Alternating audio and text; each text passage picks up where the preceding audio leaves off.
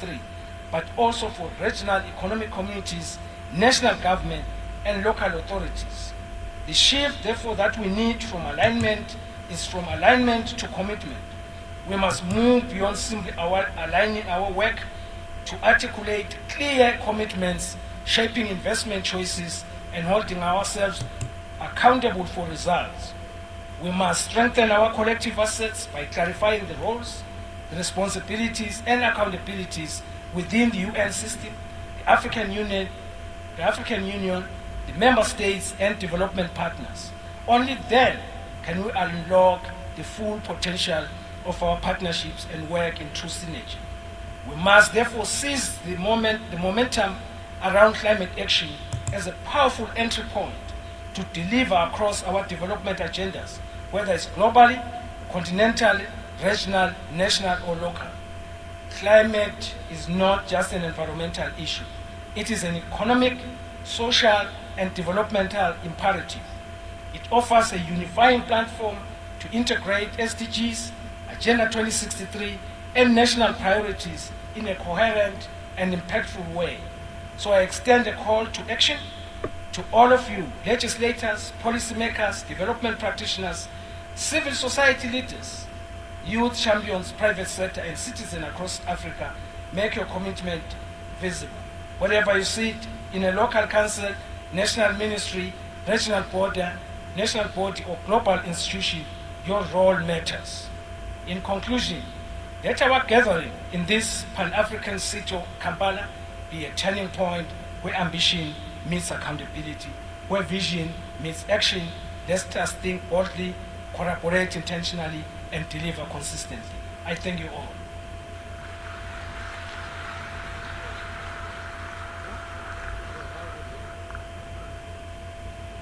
Thank you very much, Commissioner, for your inspiring remarks that are very informative but also challenging to all of us to take action as leaders of the continent. I now take the opportunity to invite His Excellency Clever Gatete, the Executive Secretary of the Economic Commission for Africa.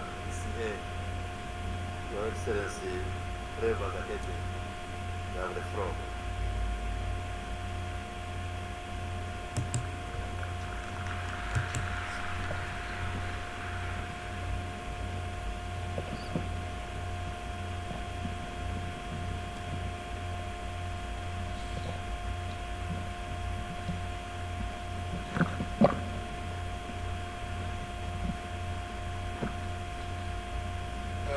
Your Excellency Museveni, President of the Republic of Uganda, and First Lady and Minister of Education of the Republic of Uganda, Your Excellency Emerson Mnangagwa, President of the Republic of Zimbabwe, and the Chairperson of SADC, Your Excellencies, former heads of state and government, Your Excellency Robina Nabanja, Prime Minister of the Republic of Uganda, Your Excellency First Deputy Prime Minister of Equatorial Guinea, Your Excellency Moses Virakati, African Union Commissioner for Agriculture, Rural Development, Blue Economy and Sustainable Development, Honorable Finance Minister, Mauritania, and the Chair of Outgoing Bureau of the Africa Regional Forum for Sustainable Development, Honorable Ministers, my good friend, Your Excellency Bob Ray, the PR Permanent Representative of Canada and the President of ECOSOC, distinguished delegates, representatives of partner regional and international organizations, members of civil society and private sector, ladies and gentlemen, good morning. It is a privilege to address this 11th session of the Africa Regional Forum on Sustainable Development, convened under the compelling theme, driving job creation and economic growth through sustainable, inclusive, science, and evidence-based solutions for the 2030 Agenda and the African Union Agenda 2063. I wish to begin by extending my heartfelt gratitude to the government and people of Uganda for their gracious hospitality in hosting us and for their dedication to Africa's sustainable development journey. We know that Uganda is leading by example on sustainable development goals implementation. In particular, I wish to convey my deep appreciation to His Excellency President Yoweri Kaguta Museveni for his support to the Economic Commission for Africa's mandate and his commitment to the broader development priorities of Africa. My profound gratitude also goes to Your Excellencies, Heads of State and Government, and all distinguished participants for your leadership in advancing Africa's transformation agenda. I also wish to acknowledge the steadfast collaboration of our partners, especially the African Union Commission, the Africa Development Bank, and the United Nations system, whose collective efforts have brought us here today. Excellencies, distinguished delegates, as we speak, structural vulnerabilities, including the lingering effects of COVID-19, climate shocks, conflicts, and geopolitical tensions, as well as mounting debt burdens, continue to stifle Africa's progress. For instance, the continent is grappling with a substantial debt burden amounting to 64.3% of GDP, which significantly limits fiscal space for critical investments in education, health, infrastructure, and other essential sectors. Furthermore, our average GDP growth since 2019 has hovered around 3%, which is far below the 7% needed to achieve the SDG 8 on work and economic growth. In light of the current global developments, it's now clear that development aid can no longer be considered a reliable or sustainable solution, and the traditional financing models are increasingly misaligned with Africa's development aspirations. At this critical moment for Africa, we have no choice but to look inward and take bold, transformative actions anchored in evidence, innovation, and inclusivity, including investing in the capacity of our people and institutions to turn things around. With just 5 years to 2030, the data is sobering. Out of 144 measurable SDG targets, only 10 are on track, while 106 are progressing too slowly, with 28 regressing. In fact, at the current rate, SDG 5 on gender equality will take decades to be achieved, and this risks undermining women's contribution to social and economic progress. We simply cannot afford to continue at this pace. To reverse this trend, we must move beyond diagnosing our challenges to implementing bold and actionable solutions.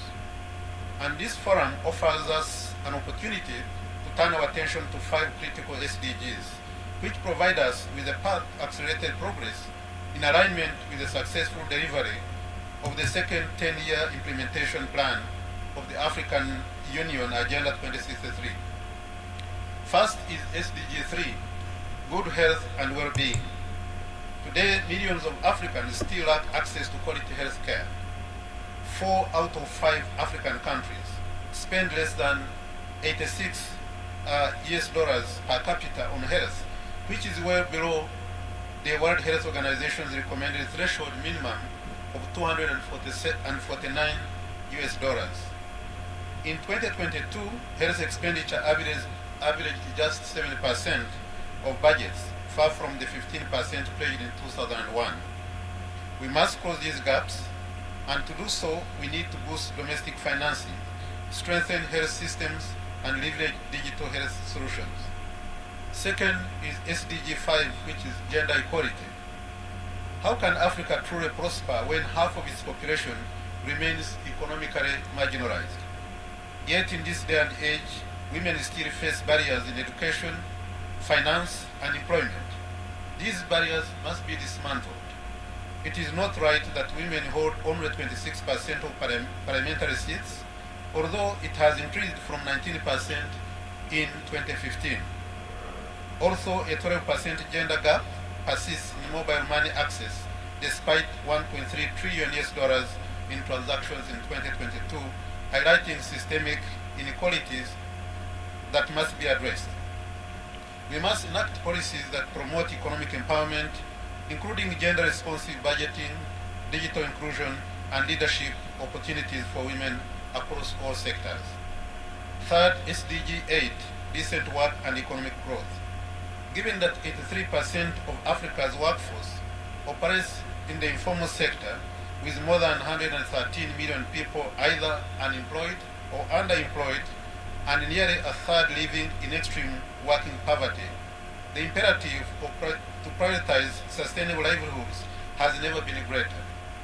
Accordingly, it is essential that we scale up vocational training, promote entrepreneurship, formalize jobs, and invest in social protections to harness our almost 1 billion strong working age population by 2030. Fourth is SDG 14, life below water. Africa's blue economy holds untapped economic potential.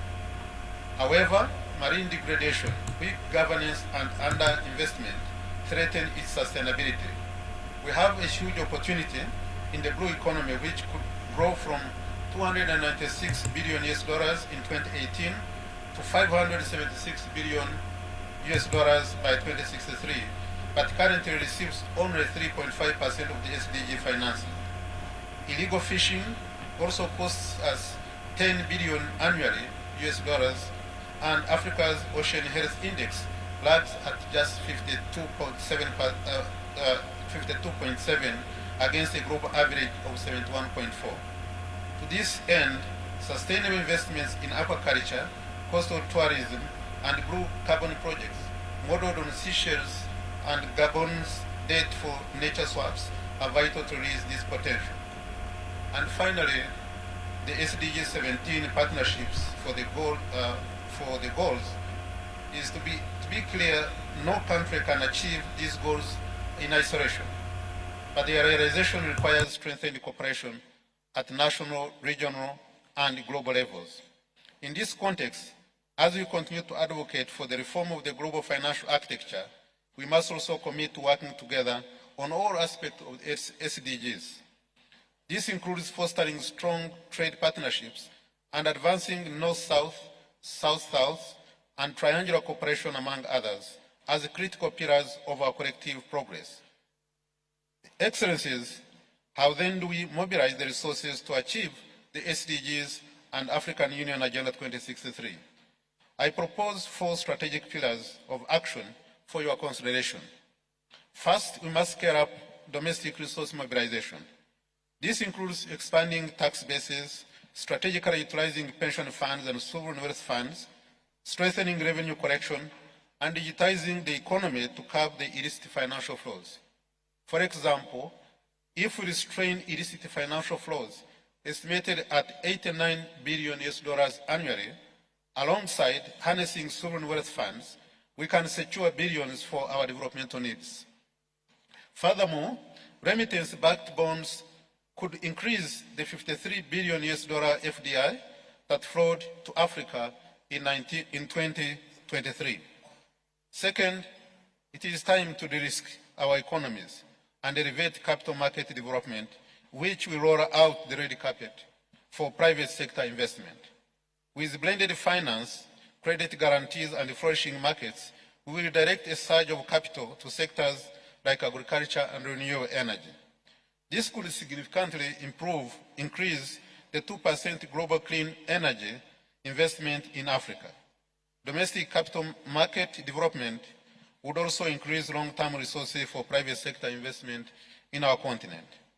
Third, we need to expand access to affordable finance for our population, especially women and youth who are financially excluded. It is unacceptable, for example, that women today face a 12% gap in financial inclusion. Addressing this requires that we scale microfinance, digital finance, and impact investing to empower women-led small enterprises and youth entrepreneurs. Inclusive growth is not a choice. It is the only viable path to realizing Africa's full potential. Finally, it is imperative that we leverage the Africa Continental Free Trade Area to advance Africa's agenda. The Africa Continental Free Trade Area presents a unique opportunity to increase intra-Africa trade by 45% by 2045 and significantly drive Africa's industrialization, job creation, and sustainable growth agenda. We must accelerate regional value chains in green industries, agriculture, manufacturing, and services, and employ millions of our people. Excellencies, there is more that we can do in this digital age. Investing in digital connectivity, artificial intelligence, blockchain solutions, and evidence-based policy making will drive efficiencies in trade, governance, and service delivery. Also, an African Union protocol on digital trade would transform e-commerce, expand market access, and drive large-scale job creation across the continent. Excellencies, distinguished delegates, as I conclude, the clock is ticking. The next 5 years must be marked by bold leadership, decisive policies, and strengthened partnerships that will place Africa on a trajectory of sustainable prosperity. With you, our heads of states and government, driving policy reforms, creating an enabling business environment, and mobilizing domestic resources for sustainable development, we are more than capable of delivering. And the United Nations Economic Commission for Africa and the UN system remain committed to join hands with you, business leaders, civil society, regional institutions, and development partners to work and achieve the promise of the SDGs and Africa Agenda 2063. I thank you very much for your kind attention.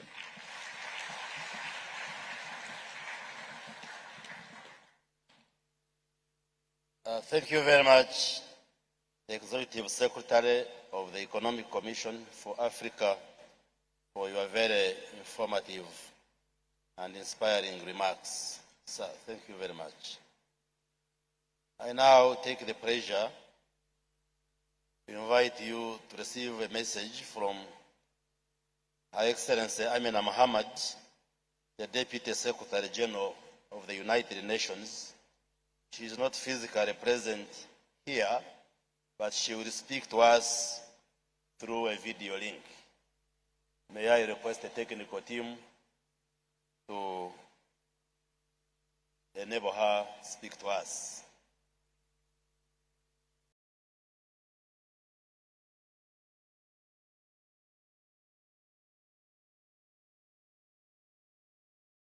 Ladies and gentlemen, it is a great honor to join you for the 11th session of Africa Regional Forum Sustainable Development. I thank the government and the people of Uganda for their generous hospitality, and I extend my sincere appreciation to President Yoweri Kaguta Museveni, Prime Minister Rubina Nabanja, and His Excellency Mahmoud Ali Yusuf, the Chairperson of the African Union Commission, all for their leadership and commitment to sustainable development. And to my brother Executive Secretary Claver Gatete for convening us at this forum. Excellencies, Africa stands at a pivotal moment, not only of challenge but of immense opportunity. With just 5 years remaining to achieve the 2030 Agenda and the second decade of Agenda 2063 now underway, we must confront the hard truths and match them with bold and courageous solutions. Yes, progress has not been fast enough. Structural inequalities persist.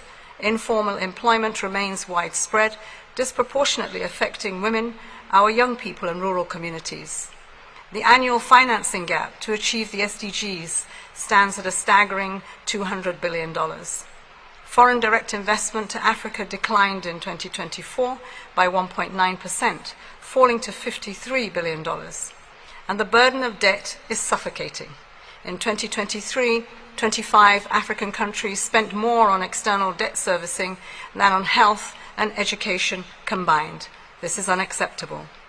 Over 60% of countries are now in or at a higher risk of debt distress.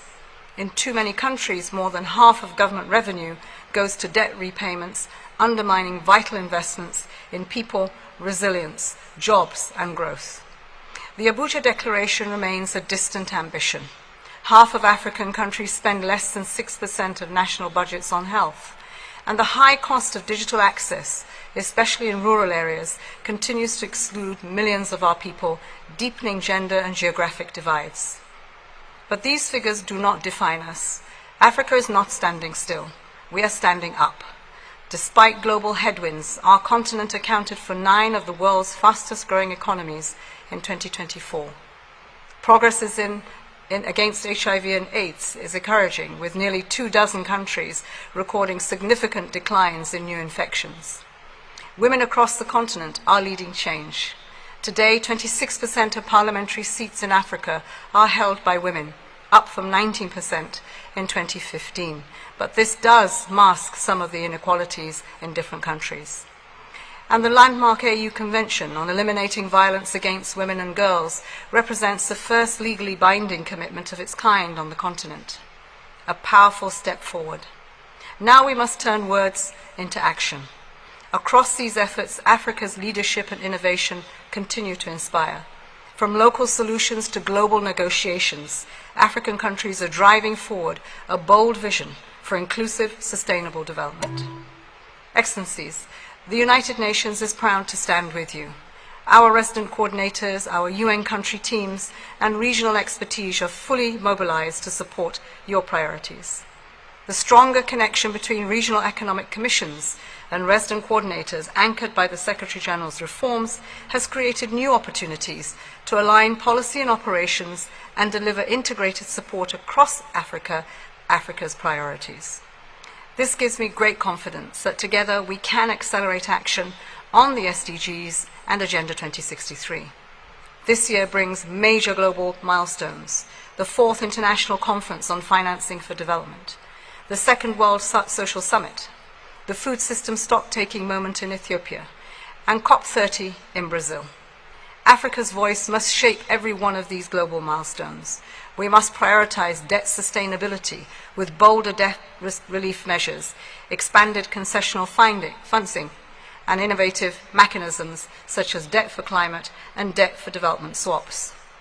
And we must embrace bold transitions in energy, food systems, digital transformation, education, and social protection. The African Continental Free Trade Area is a cornerstone of this transformation.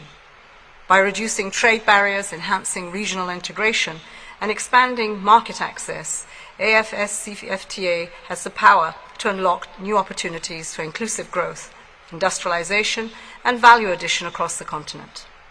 Let us seize this forum and the Kampala Declaration as a catalyst for regional leadership and global solidarity. Let us scale what works, deepen our partnerships, and create the enabling conditions for investment and innovation.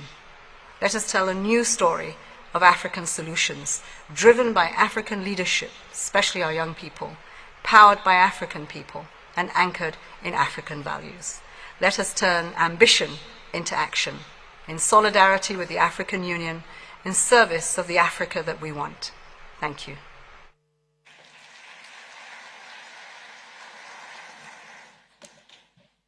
Thank you very much, Your Excellency Amina Mohammed, for your statement. Your Excellency, our chief guest, the theme for this meeting, once again, is driving job creation and economic growth through sustainable, inclusive, science and evidence-based solutions for the 2030 Agenda and the Agenda 2063. And before you, we have distinguished delegates from across the continent. The people gathered here include heads of delegations from the 54 countries of Africa, and most of the heads are government ministers, but also specifically we have ministers responsible for SDGs and also ministers responsible for science, technology, and innovation in our various countries in Africa. We also have a delegation from the African Union. We have a delegation from the United Nations, as well as the regional directors of UN in Africa,